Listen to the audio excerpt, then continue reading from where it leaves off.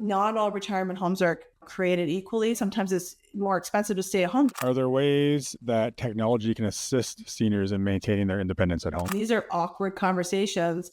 And you and I both deal with a lot of people in the sandwich generation. People just think, oh, the government will take care of me when I need it. It's really important to have people understand that retirement and long-term care are not the same. Hello and welcome to another episode of Your Retirement Planning Simplified. I'm Joe Curry, along with my co-host, as always, Lindsay Wilson. Hi, Lindsay. How's it going today? I'm great, Joe. I just getting ready for, again, I think I've mentioned on the podcast before, we're getting ready for the full swing of client review season. So been working at calling our clients and getting everybody booked and getting caught up with everyone. So it's nice to chat with the clients. Yeah, and people are going to notice we're probably bunching or blocking off a lot of time to do these podcast interviews and intros all together so we can be prepared to see clients for a good chunk of our spring. So anyway, as always, that is exciting. So this topic, Lindsay, today we were chatting with our guest Amy about eldercare planning, everything from evaluating facilities for long-term care to aging in place, conversations with family, a lot of, things that are really tough to talk about with our family. So I think this podcast episode is probably a really good place for people to start when they're thinking about this. Now, most of our listeners, you're not going to be dealing with this kind of stuff for yourself right now, I'm sure, but we know that a lot of you are kind of that sandwich generation and you have aging parents, and these are the types of things you're thinking about for your parents. Maybe you're a little bit nervous about having these conversations about helping your parents get a plan in place, even if they don't actually need anything right now. So this is a really good starting point. Yeah. And Amy's Canadian. She's located in Ottawa. She's a best-selling author, educator, and senior living expert dedicated to helping families navigate the complexities of elder care, as you've pointed to, Joe. She is the founder of Tea and Toast, and she has transformed how families approach senior housing and healthcare, offering compassionate guidance and personalized support. She is also one of the visionaries behind a National Association of Elder Care Planning Professionals, advocating for caregiver support and aging solutions. She's been widely recognized for her leadership, including the 2018 Businesswoman of the Year Award and 2019 40 Under 40 honor. So she's in good company with you there, Joe. And she's also the author of Breadcrumbs, From Home Care to Care Homes, a family's guide through the elder care journey. And it's a resource for families facing critical care decisions. And I will mention to listeners that we do have a few copies that Amy has generously provided to us. And if anybody would like a copy, please email info@retirementplanningsimplified.ca, and I'd be happy to send you a copy as well. Yeah, so Amy really is a pioneer in this space, to the point where she helped create that nationwide association because she knew and knows there's not enough people in this place helping families have these conversations. So she really is kind of the person to listen to on this, and her book's a great resource as well. So I guess without further ado, enjoy this episode with Amy Friesen. All right. Hello, Amy. How are you today? Hi, Joe. I'm great. How are you? I'm good. Excited to have you on today. As we were just talking about, this topic is something that comes up with our clients quite often, just given, the people that we work with, and that's going to be the same, I'm sure, for a lot of our listeners. So I think I'm excited for our listeners to hopefully get some real value out of the show today. And so we are going to talk some about elder care, and we're going to start off with a bit of a case study so that ideally our listeners, what they'll get is they'll start to understand kind of what this journey might look like, some resources available, and then we'll dive in from there. Okay, so to get started, I'll give the lay of the land, I guess. So this is a scenario we've seen recently where, one of our elderly clients in her 90s, her husband was also in his 90s, just passed away. So it's been about a year. The kids have been very involved since this because he was, from a financial standpoint, he was the one making all those decisions. He was more mobile also, so able to take care of more things around the house. And so she has some mobility issues, a little bit hard of hearing.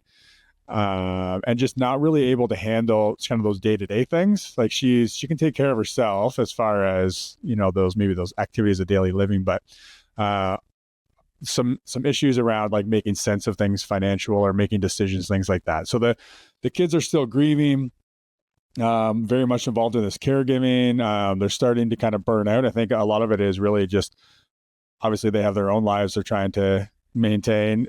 They have their mom they're really concerned with and really involved with caring for, and they're still grieving from the loss of their dad and trying to get all of that organized and work through that. So I think their preference would be for her to maybe get some help, maybe in a care facility at some point. She's very much wanting to age in place. So that's kind of, I guess, the situation, Amy. So maybe we could just start with, what kind of supports or resources exist to help families in this situation? Absolutely. It's such a difficult situation. My heart goes out to this family, like many other families, right, that we probably both work with. It's just such a hard time. And, through the grieving process and the loss of the support spouse or partner, what it sounds like in this case, it can be really difficult. And a lot of people want to kind of pull that chute. Okay, mom, go. We need to have you move into a retirement home or senior living, generally speaking. And they start working towards it right away. And it's difficult, right? Because the mom in this case is grieving too. Her whole life has been uprooted. It brings like some definite emotions for me because there's so many people like it.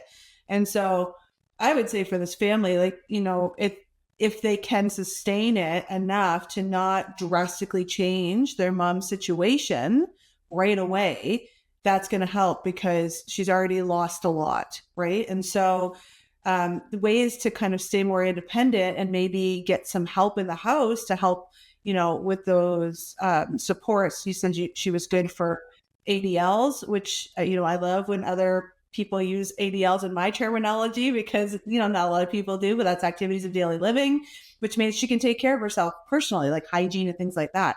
And so it sounds like she really just needs some extra support for those other fringe items, like getting out and getting groceries or getting to the bank and things like that. So in our communities, there are lots of people that can help with that. You could look at things like accessibility for the house, have somebody come in to look at the kitchens, the bathrooms, stair accessibilities, things like that, just to make the home actually more safe.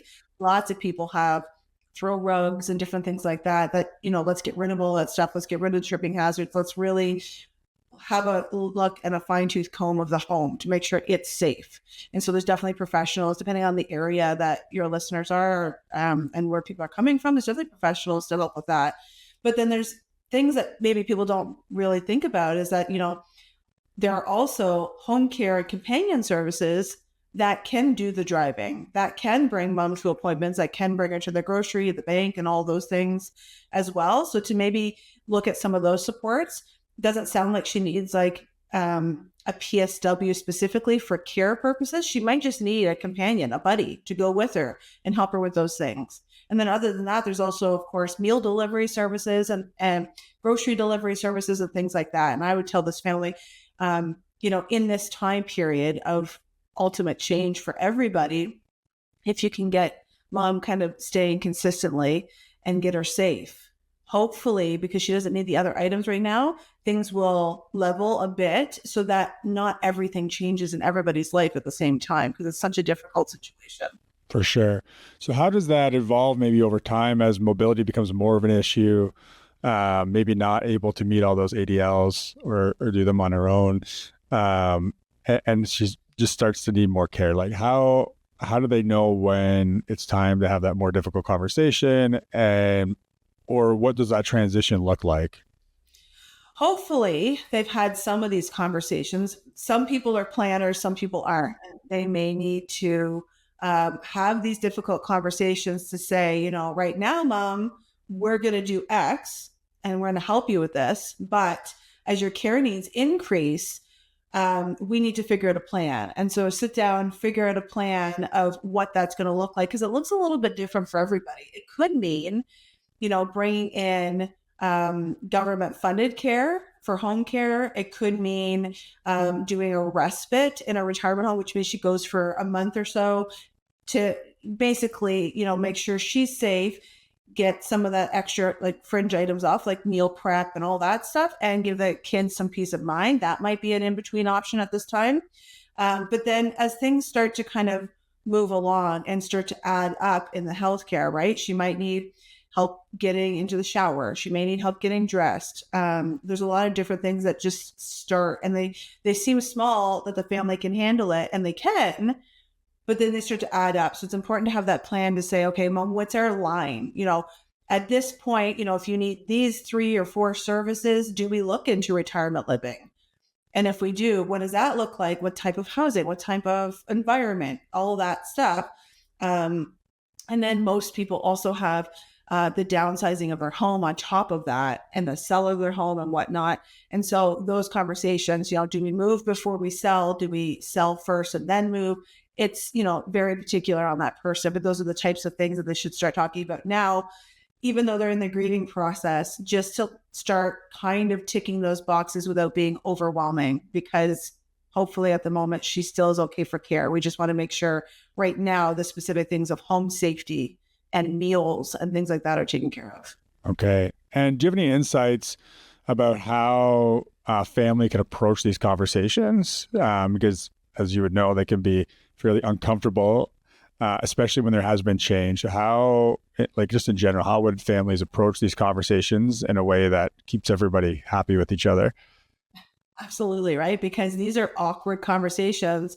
And you and I both deal with a lot of people in the sandwich generation, which means that they could be having these elder care conversations awkwardly because they're not comfortable, and also having the birds and the bees conversations with their kids. Yeah. So they've got conversations that nobody wants to be in at all on both sides. So these poor folks, right in the middle.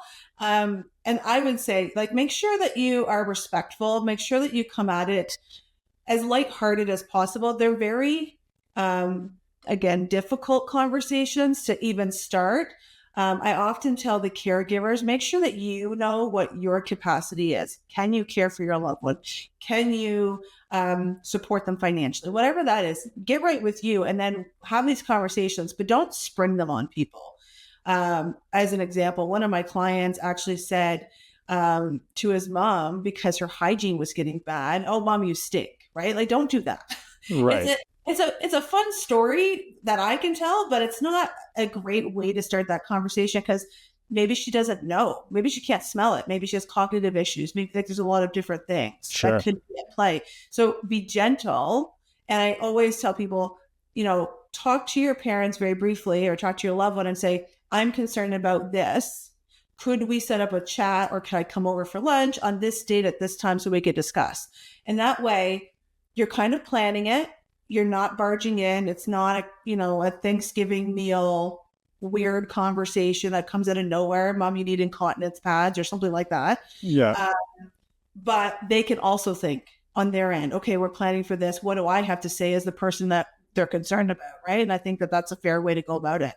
Sure. So, I mean, realistically, it's like any awkward or, kind of conversation we want to avoid, whether it's with a parent or even our spouse or whatever it is. We probably don't really want to throw it on them. We want to be gentle and and remember that, like, generally or usually you love them. You want to be on the same team as them. We're not on opposite sides here. You may be coming at it from a different angle as a caregiver. So you may need to bring in a professional to help get that across, like a mediator or a housing professional or whatnot. But you're technically on the same side, if we're on teams. So you want to, be kind to your loved one in this instance, because also, like, their whole life is changing, right? And yes, it's a lot on you as a caregiver, absolutely. But try to keep in mind that, literally they're, if it's a move that they have to do or whatnot, they're literally being uprooted from houses they've been in for 50 plus years. Yeah. Things like that. Yeah. Yeah. No, it's a big deal, especially in a situation like this where they're also dealing with the loss of a loved one. There's a lot happening. So much. So when we start talking about the care options, like, can you talk about what some of those options are, from getting care? Like, you talked about getting some care in the home, but right up to being in, like, say, a long-term care facility. Like, what are those different options? Yeah. The main options are family caregiving, which means the family is actually the caregivers. Most people start supplementing that in Canada specifically with governmental support. So the government offers citizens home care and different things like that. So sometimes we start looking at that piece. You need to qualify for that process. So starting to qualify for that process. Then from there, they can stay in their home, or if they can't, if that amount of care is too much for their loved ones, for the extra service of the government care, they could bring in home care. Again, may just be getting too much, right? And sometimes it's more expensive to stay at home depending on what your ailments are and what you're dealing with.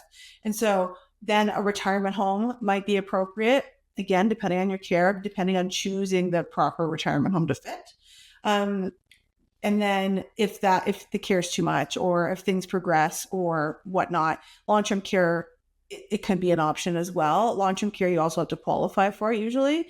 And so they may not qualify. So retirement would be the route at that point. But to know, like, those things need to be qualified for, they need to be applied for, and there's waiting lists in our public system. In long-term care and our home care, there's waiting lists. So need to make sure that you're planning around that type of waiting list. And it depends on the area. In my area, the waiting list is somewhere between 3 and 6 years, generally as an average for long-term care. Okay. So not something you want to wait on. Okay. What are some misconceptions around long-term care facilities or retirement homes, retirement communities? I would say there's a couple of really main ones, right? Like, one of them is that retirement and long-term care is the same, right? Which is it's really different. The environment's really different. Sometimes the care levels are really different. And so that's a really big concern, because a lot of people have grown up with their grandparents, say, in an older style of what we used to call nursing homes, which are long-term care we call here. And they might have seen some really awful things, right? Like, Sure. they were just not the quality that we have now. There's so many things. We grow as a civilization, right? So they may have seen that. So it's really important to have people understand that retirement and long-term care are not the same. Here's the differences, because many people don't want to even talk to any professionals, don't want to do any searching, because that's what they think. Yeah. And so educating them is really important in there. And then one of the other large ones is that the government will just step in when I need care. Right. All of a sudden, the government will take over and they'll pay for everything. And that's not a thing. It's It's not a thing. I hate having to tell families that. It's just not a thing. And then one of the last ones is that they can just walk in off the street to long-term care and get a bed, right? Unfortunately, we can't. The waiting lists are very long, very, like, certain circumstances for care get qualified. So you have to go through a whole process. And so long-term care is one of those things that you want to plan for in your family, to know that you want to do that, but you might not be able to apply at that time because they might not be qualified. Right. And so you have to be in that rhythm of knowing when you can look at that. Okay. No, that's great.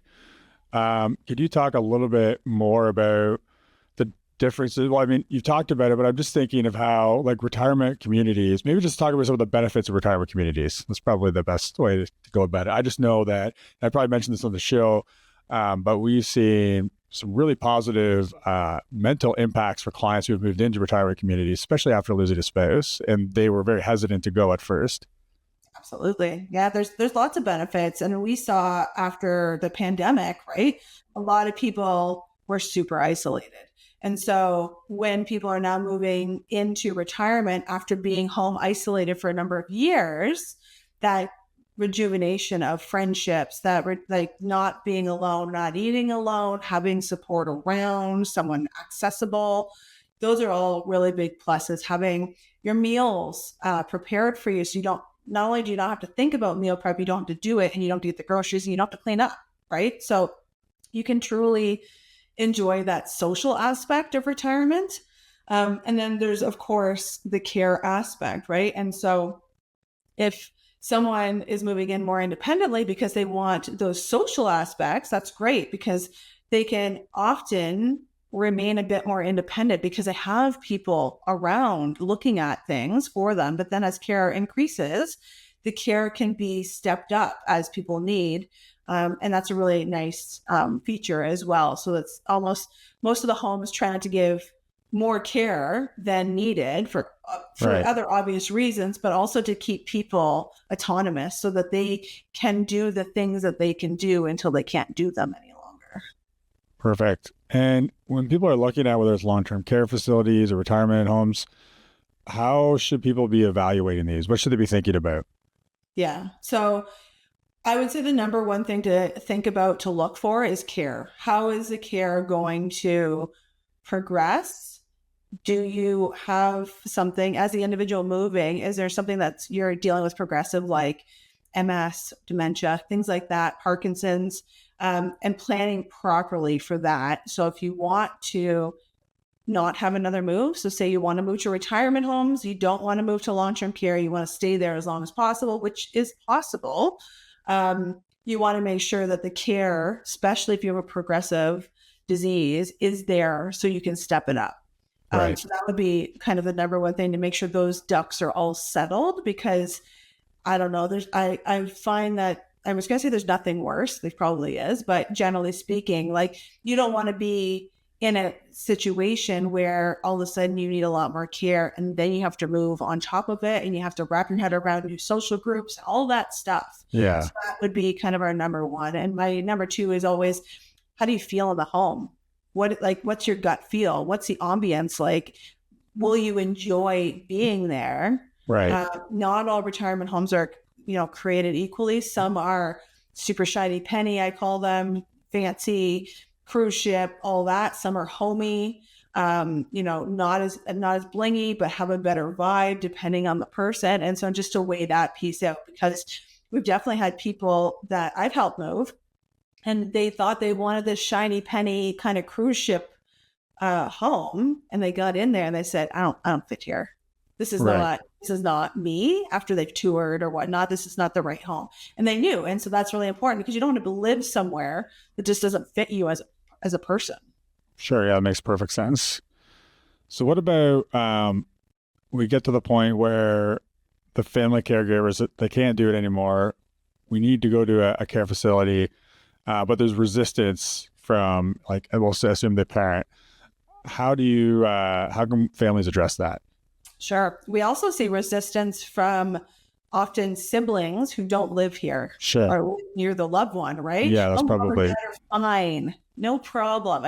And they don't know what they're talking about often. And so that's hard. That's an extra piece that's hard, because the senior that's in question most often will side with that sibling. Oh, no. Yeah.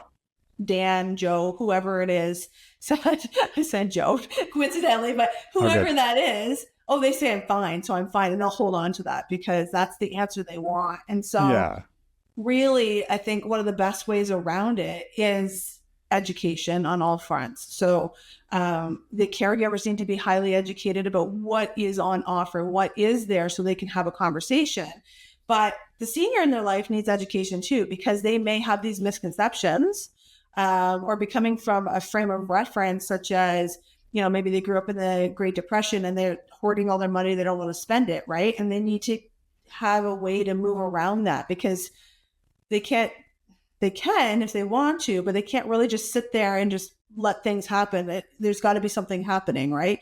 And so often I call these people my ostriches, right? They want to, like, a lot of them say, I'm going out feet first, but they forget that feet first has other people involved, and it can be painful and all this stuff, right? Because you have to plan for it. So I would say education, bring someone in sometimes to talk, because sometimes the caregiver and the senior, like the family, is too close and they won't listen because they don't value the opinion, or they think you don't know what you're talking about or whatever. And so bringing in somebody else to do that education has worked out for a lot of families. I would tell you, at the end of the day, if that family member, if that senior doesn't want to move and they're sound of mind, I've had to tell people that you're just going to have to back off and let them fail. Essentially, all of us will need healthcare and care throughout our elder care journeys. We're all going to need something, and if people aren't willing to plan, there's only so much you can do as a caregiver, with, again, the caveat that they have their full faculties as well. Yeah. Yeah. Okay. And maybe that's a good transition into just talking about caregiver burnout, because that, as we know, it's a real thing. So what are some symptoms of caregiver burnout?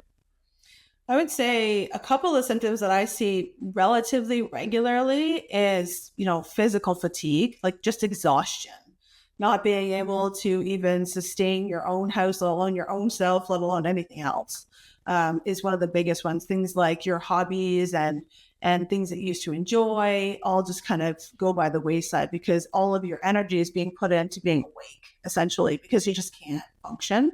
Another issue is the negative emotions that could come out directed to the person that you're caring for, right? Like your fuse is shorter. Yeah. Things like that happen. And those are tricky. You have to try to catch yourselves in those because most people don't want that, right? Most people, even with children, right? Yeah. Most people don't want to fly off a handle. It's because they're burnt, because they're tired, because they can't take on anything else. And so that's one of the other ones. And the third one I would say that I see a lot of is physical health issues, digestion issues, stress, things like that. And they just weigh on you as a caregiver. And a lot of the people just feel like they can't even take care of their own self, let alone kind of take care of anybody else that's around. So those are troublesome for sure.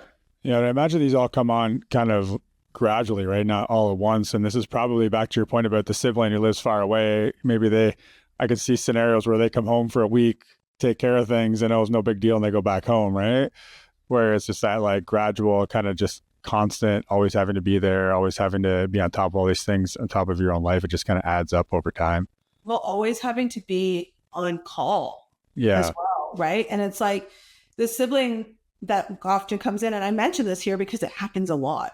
The sibling that kind of comes in for a week or whatever, organizes things and goes out, is not the same person that's the actual caregiver who is on call, who is checking in, who is being diligent, who has got the appointments, who's got all the schedules and all that stuff. There's a very big difference between those two siblings in that case.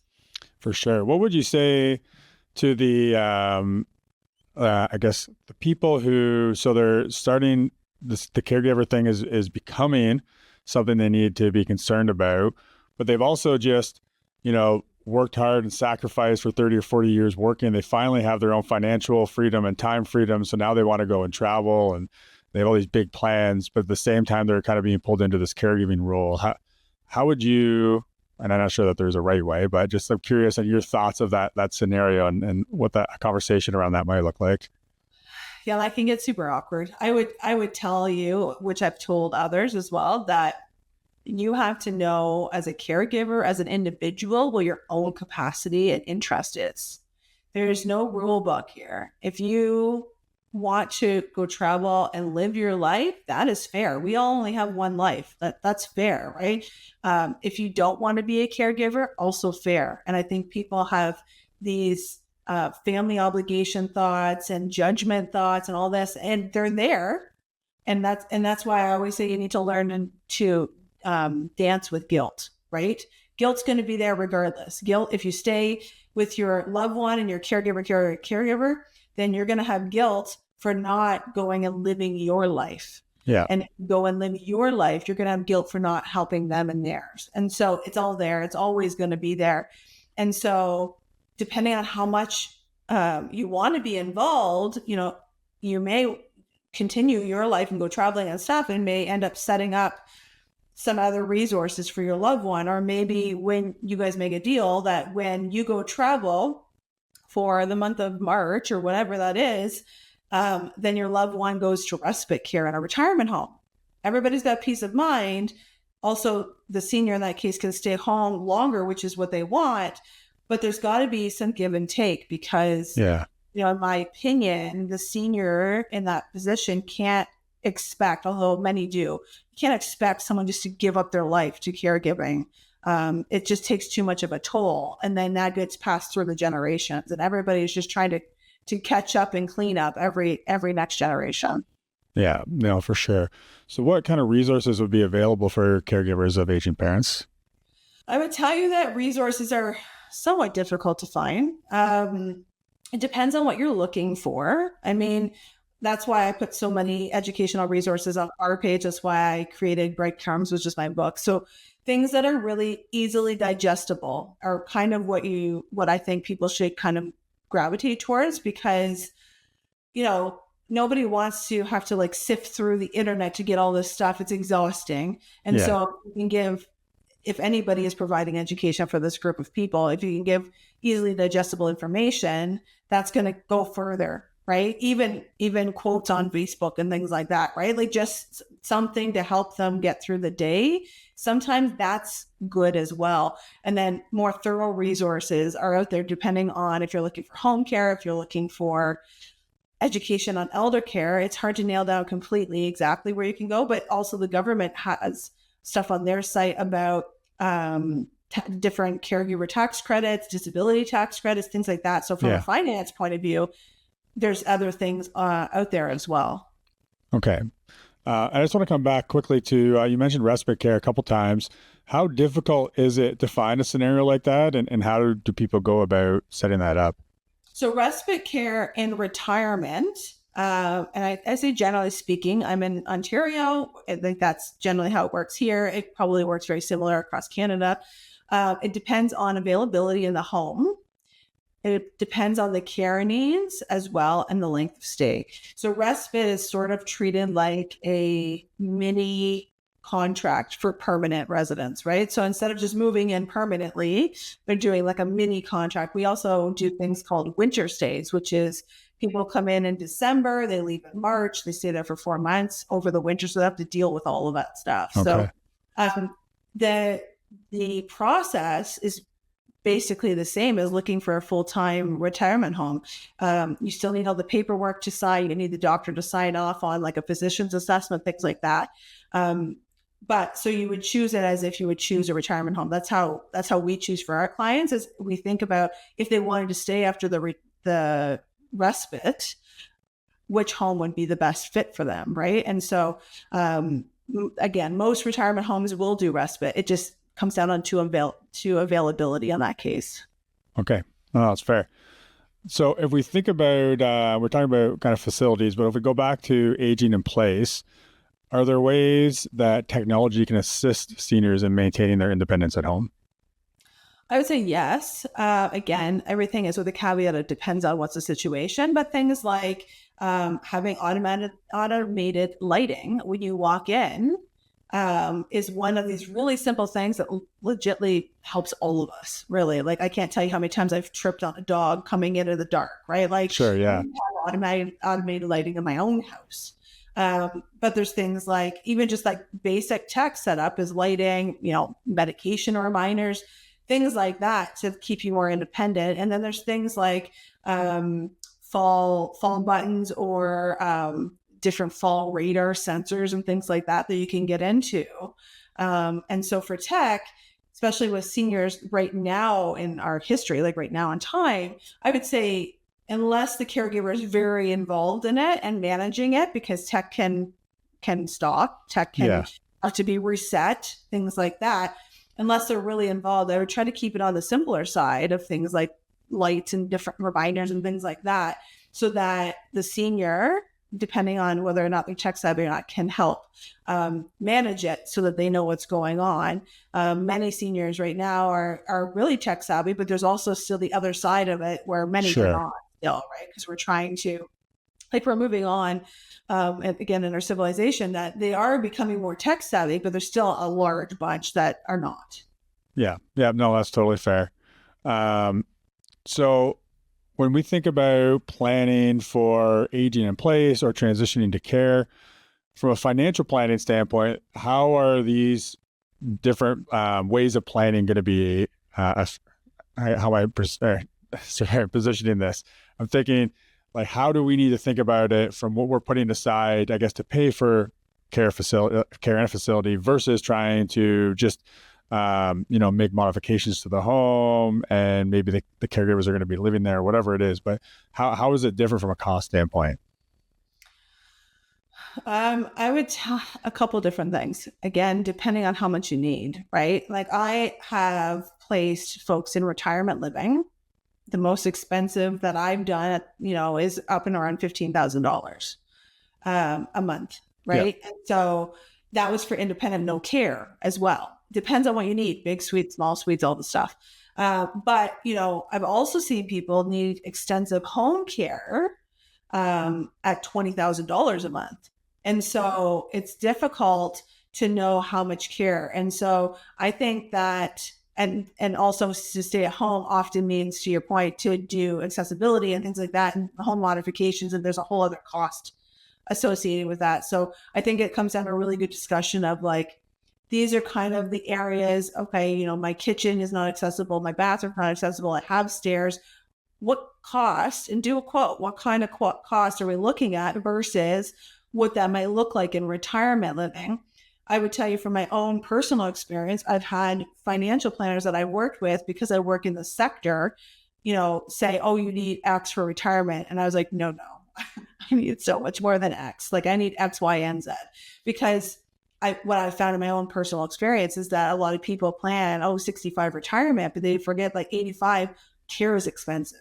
Yeah. And so you need to work with, financial folks like yourselves to make sure that, everything is kind of considered, because again, care could be really expensive. It's all well and good that, mortgages are paid off and things like that. People do forget that they have an asset in their house as well. So it's good that all that stuff's paid off and you're not doing that. But I think people are really surprised how expensive care can be. Yeah, you talked about that earlier where people just think, oh, the government will take care of me when I need it. Could you talk a little bit maybe more about kind of the different levels of, what if I have no money, like what happens up to, I mean, you talked about it already. If you go to like a private facility, it's going to be obviously a higher expense. But if we're thinking of kind of maybe more modest scenarios or people who are a little bit shorter on money, like what can they expect if they end up needing to go to long-term care, for example? Yeah. So in Ontario, we are the long-term care system, the cost is dictated by the government. And so there's 3 types of rooms / kind of beds that are available to people. The one that's the most popular is called a basic room. And it essentially has 2 beds in it. And then there are various different ways for it to be divided, whether the bathroom is there, it's shared, whether there's a curtain, a wall, or whatever. And so in the basic rooms, there is the ability to be further subsidized. So, off the top of my head, the basic room's somewhere around the $2,100 mark a month. And so that includes all your care, incontinence products, all the stuff. And so if someone can't afford that, then they would put in, application to be subsidized, and then they would stay in a basic suite still. If and when that came up, they would look at their financials of the intake of money. Apparently, they don't look at assets. Things change all the time, but generally speaking, your cash flow. And then they would, essentially, if you took in $1,500 a month, they would take that every month and they would give back an allowance somewhere around $140 a month for incidentals like haircutting and whatever. And so then the other 2 are semi-private, which is also 2 people in a room around $2,600, and private, which is around $3,100. Now, just to kind of make sure I'm clear as well, before COVID, the basics used to have 3 and 4 people in a room a lot of the time. But then COVID happened, right? And our premier reduced that to 2 beds, which is great for people, not so great for our system, because in Ontario, we got rid of 800 beds. Right. Again, in our area, I think our highest list is 8 years to get into one of the homes, right? So it's like in a situation like that, it's not great because people are really having a hard time getting into these long-term care homes. So that's kind of like the lay of the land in long-term care. So they'd have to apply, if they didn't have the money, they'd have to apply for subsidy. Now, the people that do have money, there's still pensions out there, there's still savings, all the stuff, right? Often they choose to go to retirement homes or stay at home. If they go to retirement, there's different suite sizes, there are different homes types, the location preferences, all of that makes a difference in what they're going to pay. And on the other side of that, if they also want to stay together with a spouse, the best way to do that in our current system is in the retirement sector. Right. Because in long-term care, there's a whole bunch of other stipulations or rules around that. And so the retirement homes can, they start somewhere if it's super independent in a studio, which is a 1-bedroom suite with a bathroom and a bathroom and a closet. You could be in around the $3,000 mark a month, all the way up, depending on what your care and suite size is. Okay. So lots to think about, but at the end of the day, nothing's free, basically, especially if there's cash flow coming in, right? Okay. Yeah. So we've hit on a lot of different things today. I want to, in a minute, just talk a little bit about your book and where people can learn more about your work. But before that, is there anything else you think that our listeners need to know, specifically if they're navigating elder care decisions? I would say 2 things. One, I always make a point of letting caregivers know that you're not alone. There are so many people out there dealing with the same things. The second you mention it to someone, there are people that have very common experiences. Take other people's opinions with a grain of salt, of course, but you're not alone. It feels like you're alone a lot of the time, but trust me when I say colleagues, friends, strangers on the internet, there's, Facebook groups, all this stuff. Definitely there's lots of support out there. You just have to be willing to look for it. And then the other part of kind of what I like to mention to caregivers is to always plan, and then plan again, because even a basic plan of elder care for yourself or for your loved one or for both, hopefully, is better than no plan, because on the other side of that is a crisis. And that is going to take up more resources, more time, more stress level. It's much worse without a plan. So make sure that you put some things together so at least you have some sort of direction of what can happen. Okay. Oh, that's great. Now, maybe you could talk just a little bit about your book, Breadcrumbs. You mentioned it earlier. So in Breadcrumbs, what could people expect if they want to use that as a resource as a starting point? Yeah. So when I wrote Breadcrumbs, I really wanted it to be a hands-off education for caregivers, because not everybody is willing, able, and wanting to talk to other professionals or whatnot. A lot of people want to do their own research or get some sort of education information before talking to other people. They want to do it on their spare time, kind of pick away at it and whatnot. And so that's why I developed Breadcrumbs. And it's really a journey through, showing people that this has been a weird kind of industry, right? We didn't have these homes. They were different in the 60s and 70s, and things have transpired. It talks about how care roles change and how, as the adult children kind of get flipped into the parenting role for their loved ones. It talks a little bit about what we talked about today, about retirement, long-term care, kind of that information. Really just to show people that it's not cookie cutter, but there are so many similarities between everybody, which is why I was able to just, lay it out in this book format for people so that they can see that, again, to know that they're not alone, but really just to have this resource with them so that they can just start to put the pieces together in their spare time, I don't know anybody has spare time at this point, but spare time without having to get really involved with somebody, right? And get into that process.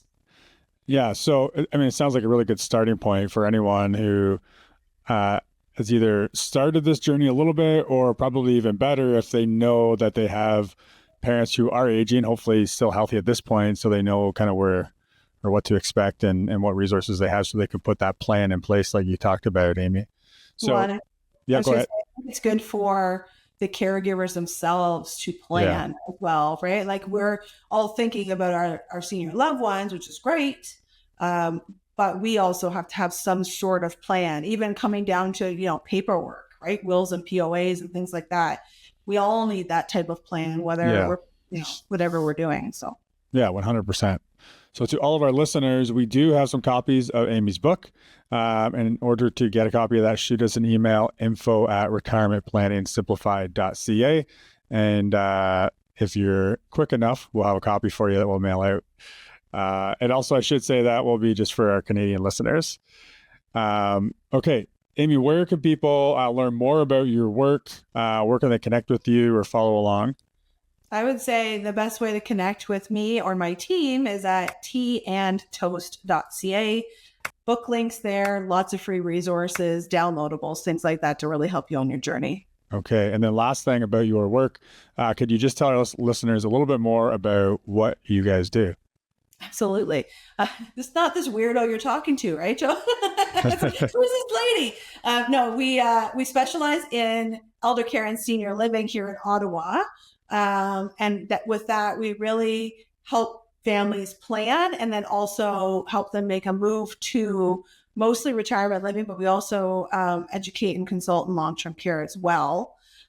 So people that are actively in that process, we will, take the average search from 80 plus hours for a family member down to a couple of hours, which is pretty significant because we know all that information. We've done all the research. We have our ways to do it.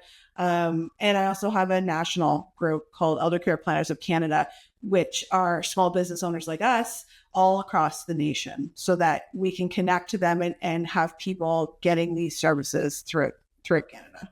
Awesome. That's great. So we'll have all that info in our show notes, retirementplanningsimplified.ca. You can just find this episode and we'll make sure we get all that in there. Thanks very much for joining us, Amy. I know that was a lot of great info. I know some of our listeners are going to get some real value out of today's conversation. So thanks again for joining. Thanks so much for having me.